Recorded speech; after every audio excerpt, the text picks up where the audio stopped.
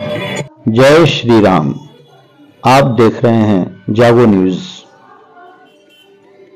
खबर मिर्जापुर से मनीष श्रीवास्तव के साथ।